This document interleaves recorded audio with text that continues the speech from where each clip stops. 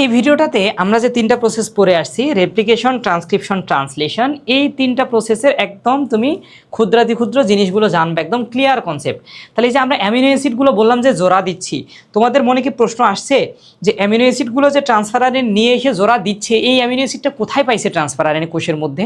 তোমরা জানো না আমরা প্রোটিন জাতীয় খাদ্য খাই, এই প্রোটিন জাতীয় খাদ্য আমাদের পেটে গিয়ে হজম হয়ে অ্যামিনো অ্যাসিডে কনভার্ট হয়, রক্ত ওই অ্যামিনো অ্যাসিডটাকে শোষণ করে নিয়ে কোষে দিয়ে দিচ্ছে, কোষ তারপর ওই অ্যামিনো অ্যাসিডটাকে নিয়ে নিজের ইচ্ছা মতো প্রোটিন তৈরি করতেছে।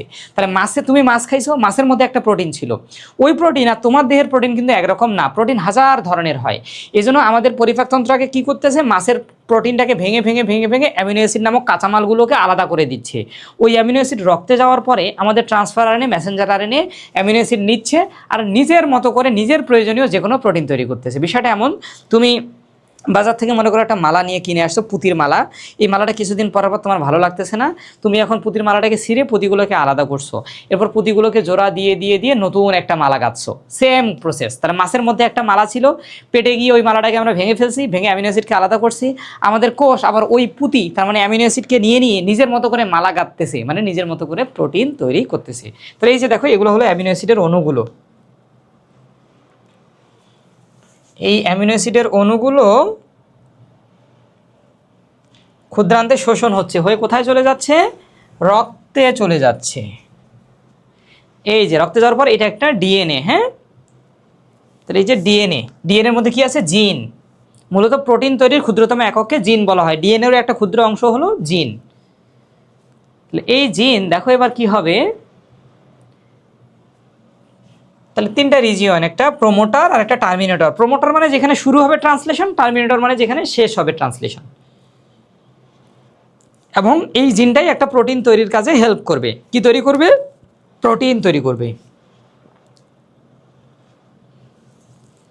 এই ভিডিওটা দেখলে তোমার কনসেপ্ট ক্লিয়ার। এই যে এখানে ঘটনাটা দেখো, তাহলে এইখানে হলো একটা ট্রান্সক্রিপশন, মানে ডিএনএ থেকে মেসেঞ্জার আরএনএ তৈরি হচ্ছে, আর ওইখানে হলো ট্রান্সলেশন, মেসেঞ্জার আরএনএ থেকে প্রোটিন। দেখো কত সুন্দর, এই যে একটা ডিএনএ কপি হয়ে নতুন নিউক্লিওটাইড আসতেছে, তৈরি হয়ে বের হয়ে আসতেছে। যেহেতু মেসেঞ্জার আরএনএ তৈরি হবে, এই জন্য কপি হচ্ছে একটা। আর এইখানে দেখো এই যে একটা করে ট্রান্সফার আরএনএ আসতেছে, মেসেঞ্জার আরএনএর উপর বসতেছে, অ্যামিনো অ্যাসিডকে রাখতেছে, রেখে চলে যাচ্ছে। আরেকটা আসবে, অ্যামিনো অ্যাসিডকে রাখবে, জোড়া দিবে, রেখে চলে যাবে। একদম ভিজুয়ালাইজ করতে পারবা। তাহলে একটা ডিএনএ, এইটা হলো কি তাহলে? RNA polymerase enzyme. কারণ ডিএনএ থেকে আরএনএ অর্থাৎ ট্রান্সক্রিপশন ঘটানোর জন্য আরএনএ পলিমারেজ এনজাইমটা লাগবে। তিনটা জিনিস আমরা পড়ছি, ইনিশিয়েশন, ইলংগেশন, টার্মিনেশন, মানে সূচনা, বর্ধিতকরণ আর সমাপ্তিকরণ। ট্রান্সক্রিপশনের তিনটা ধাপ। তাহলে এই যে দেখো, প্রোমোটার রিজিয়নে বা প্রোমোটারের জায়গায় প্রথমে কি হবে? আরএনএ পলিমারেজটা সংযুক্ত হচ্ছে। এরপর এটাকে একটু বড় করে দেখানো হচ্ছে, যেখানে আরএনএ পলিমারেজ সংযুক্ত হচ্ছে ওইখানে ডিএনএ ডাবল হেলিক্সের প্যাচটা খুলে যাবে। আর যারা উড়ে বেড়াচ্ছে ওরা হলো মুক্ত নিউক্লিওটাইডগুলো, ওরাই কিন্তু এসে মেসেঞ্জার আরএনএটা তৈরি করে দিবে। এই যে ডিএনএ খুলে গেল, তাহলে মুক্ত নিউক্লিওটাইড একটা করে আসতেছে, জোড়া হচ্ছে। তাহলে আগেরটা ছিল 3 প্রাইম থেকে 5 প্রাইম, যে আরএনএ তৈরি হবে সেটা 5 প্রাইম থেকে 3 প্রাইম। তাহলে ডিএনএর একটা স্ট্যান্ড। এবং কপি হওয়ার সূত্র কি? আমরা বারবার পড়ে আসছি, সূত্র কি? থাইমিনের এগেনস্টে কি আসবে? অ্যাডেনিন। গুয়ানিনের এগেনস্টে কি আসবে? সাইটোসিন। অ্যাডেনিনের এগেনস্টে কি আসবে? থাইমিন আসার কথা ছিল, কিন্তু এটা যেহেতু আরএনএ এই জন্য আসবে ইউরাসিল। তাহলে দেখো এই যে একটা মেসেঞ্জার আরএনএ, ডিএনএ কপি হয়ে ধীরে ধীরে ধীরে ধীরে একটা মেসেঞ্জার আরএনএ তৈরি হচ্ছে। এই যে যতই আরএনএ পলিমারের সামনের দিকে যাচ্ছে, মেসেঞ্জার আরএনএটা এখান থেকে বের হয়ে গেল। তাহলে একটা ডিএনএকে কপি করে কি তৈরি করলাম আমরা? একটা মেসেঞ্জার আরএনএ তৈরি করলাম। এবার যেটা তৈরি হলো এটাকে বলা হয় প্রি মেসেঞ্জার আরএনএ। এটা কিন্তু নিউক্লিয়াসের মধ্যে আছে। এর কাছ থেকে আমরা ইন্ট্রন অংশগুলোকে কেটে কেটে বাদ দিব। এই যে দেখো, যেখান থেকে প্রোটিন তৈরি হবে না তার নাম ইন্ট্রন, যেখান থেকে প্রোটিন তৈরি হবে তার নাম এক্সন।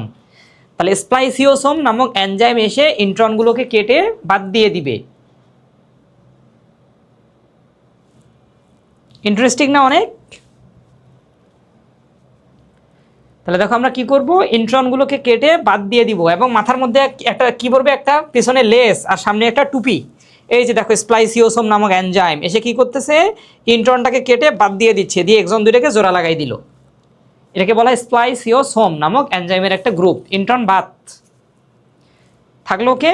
এক্সনস। এক্সনসের এক প্রান্তের টুপি, এটাকে বলা হয় ক্যাপিং, অপর প্রান্তের লেস। এরপর সে দেখো নিউক্লিয়ার রন্ধ্র দিয়ে বের হয়ে গেল। কিন্তু এতক্ষণ ধরে যা কিছু ঘটছে এটা কোথায় ঘটছে? নিউক্লিয়াসের মধ্যে। এখন সে সাইটোপ্লাজমে চলে গেছে। সাইটোপ্লাজমে গিয়ে তুমি এখন কি পাবা? এই যে আরএনএর সিকোয়েন্সগুলো পাবা। এটা হলো একটা ফাইনাল মেসেঞ্জার আরএনএ। তাহলে ফাইনাল মেসেঞ্জার আরএনএ থেকে এখন তৈরি হবে প্রোটিন। তাহলে এই যে দেখো প্রত্যেকটার মধ্যে 3টা করে একটা সিকোয়েন্স, মেসেঞ্জার আরএনএর 3টা সিকোয়েন্সকে একসাথে বলা হয় কোডন। প্রত্যেকটা কোডনের জন্য একটা করে অ্যামিনো অ্যাসিড নির্দিষ্ট থাকে। সরি, শুরুতে চলে আসলো, একটু দাঁড়াও।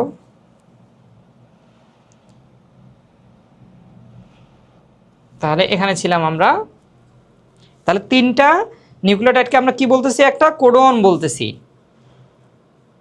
এই যে দেখো এই 4টা, প্রত্যেকটা কোডনের জন্য কিন্তু একটা করে অ্যামিনো অ্যাসিড সুনির্দিষ্ট।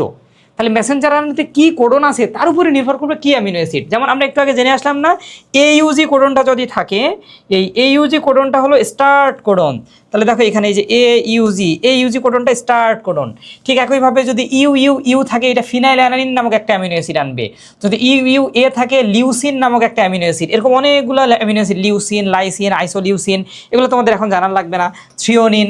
তাহলে প্রত্যেকটা মেসেঞ্জার আরএনএর 3টা সিকোয়েন্স, তার মানে একটা কোডনের জন্য একটা করে অ্যামিনো অ্যাসিড সুনির্দিষ্ট। এই চার্ট অনুযায়ী কিন্তু অ্যামিনো অ্যাসিডগুলো আসে। আর কখনো যদি কি পায়, আমি বলছিলাম উয়াক আর একটা হলো উগা। তাহলে এই 3টা যদি পায় তাহলে ট্রান্সলেশন বন্ধ হয়ে যাবে, এটাকে বলা হয় স্টপ কোডন। তাহলে স্টপ কোডন কি কি? উগা আর একটা হলো উয়াক। এই 3টা পাইলে ট্রান্সলেশন বন্ধ হয়ে যাবে, এটাকে বলা হয় স্টপ কোডন। এটা তোমাদের কোনো মুখস্থ করার দরকার নাই, তোমরা এই চার্ট থেকে শুধু জানবা স্টার্ট কোডন কি আর স্টপ কোডন কি, এতটুকুই। ওকে,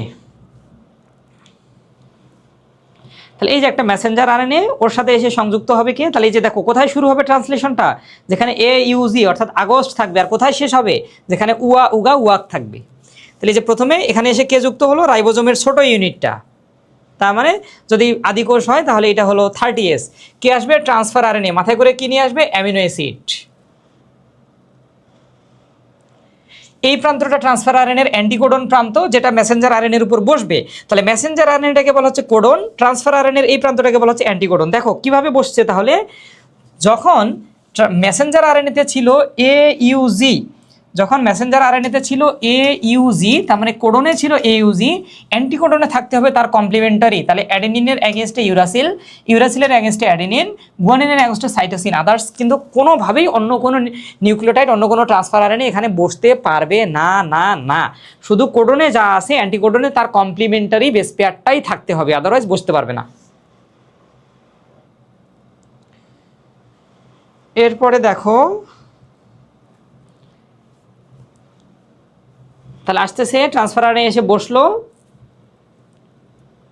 এইটাকে বলা হয় ইনিশিয়েটর ট্রান্সফার আরএনএ, কারণ শুরু করে দিল। এটা বসার পরপরই রাইবোজোমের বড় যে সাব ইউনিটটা আসে সে এসে যুক্ত হবে। তাহলে ছোট সাব ইউনিট, বড় সাব ইউনিট এসে যুক্ত হয়ে গেল। 3টা সাইট বলছিলাম আমরা, A সাইট, P সাইট আর E সাইট।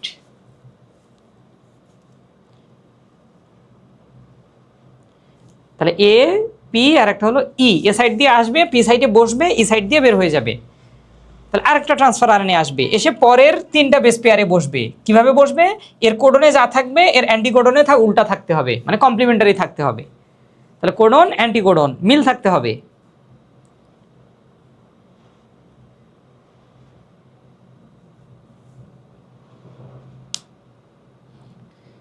চার্জড আর ট্রান্সফার আরএনএ কেন বলা হচ্ছে? কারণ তার মধ্যে অ্যামিনো অ্যাসিড আছে। হ্যাঁ, তাহলে সে আসলো, এসে অ্যামিনো অ্যাসিড দুটাকে জোড়া দিয়ে দিবে। দেখছো কত ইন্টারেস্টিং। তারপরে বের হয়ে যাবে, আর একটা ট্রান্সফার আরএনএ আসবে। এরা দুইজন এখন ই সাইড দিয়ে বের হয়ে যাবে, একজন একজন করে ই সাইড দিয়ে বের হয়ে যাবে। আরেকটা ট্রান্সফার আরএনএ আসবে, এসে অ্যামিনো অ্যাসিডকে লাগাবে, জোড়া দিবে, দিয়ে বের হয়ে যাচ্ছে। তাহলে এইভাবে একটার পর একটা দিতেই থাকবে যতক্ষণ না পর্যন্ত টার্গেটেড প্রোটিন তৈরি হবে। এখন টার্গেটেড প্রোটিন বলতে এখানে কি বোঝানো হচ্ছে বলো তো? প্রত্যেকটা প্রোটিনে কিন্তু অ্যামিনো অ্যাসিডের সংখ্যাটা সুনির্দিষ্ট।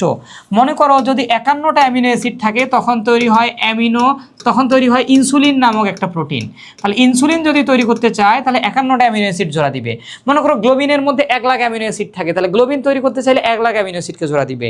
মনে করো যে অ্যাক্টিন বা মায়োসিন যেটা আমাদের পেশিতে আছে তার মধ্যে 5 লাখ অ্যামিনো অ্যাসিড থাকে, তাহলে ওইটা তৈরি করতে চাইলে 5 লাখ অ্যামিনো অ্যাসিড এনে জোড়া দিয়ে দিবে। তাহলে ততক্ষণ পর্যন্ত ট্রান্সক্রিপশন ট্রান্সলেশন চলতেই থাকবে। এইটাই হলো মাহাত্ম্য, এটাই হলো প্রোটিন তৈরির মাহাত্ম্য বা গুরুত্ব, যে যেখানে প্রত্যেকটা প্রোটিনের জন্য অ্যামিনো অ্যাসিডগুলো সুনির্দিষ্ট। কতগুলো অ্যামিনো অ্যাসিড আসবে নির্ভর করে মেসেঞ্জার আরএনএ, ট্রান্সফার আরএনএ কার উপর বসবে ডিপেন্ড করে মেসেঞ্জার আরএনএ, কি মেসেঞ্জার আরএনএ তৈরি হবে কার উপর ডিপেন্ড করে ডিএনএ। তাহলে আলটিমেটলি পুরো প্রক্রিয়ার মাস্টার মাইন্ড হলো ডিএনএ।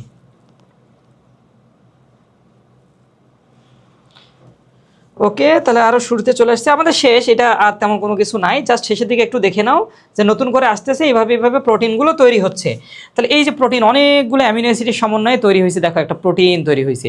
এই প্রোটিনটার পরবর্তীতে প্রসেসিং করার লাগে, আমরা জানি এই প্রোটিন প্রসেসিংয়ের কাজটা কে করে, এন্ডোপ্লাজমিক রেটিকুলাম এবং গোলগি বডি করে। তাহলে কোরিলেট করে নাও, তাহলে এই যে প্রোটিনগুলো তৈরি হয়ে বের হয়ে আসতেছে কিন্তু, হ্যাঁ এগুলো পরে গোলগি বডিতে যাবে, গোলগি বডি এটাকে পরিবহন করবে, এন্ডোপ্লাজমিক রেটিকুলাম এটাকে প্যাকেজিং করে দিবে, একটু প্রসেস করবে, হয়ে এটা টার্গেটেড যে কোনো জায়গায়, যেমন যদি ইনসুলিন হয় সেটা এক জায়গায় যাবে, যদি এটা কোনো হরমোন হয় কোনো এনজাইম হয় সেটা টার্গেটেড জায়গায় চলে যাবে।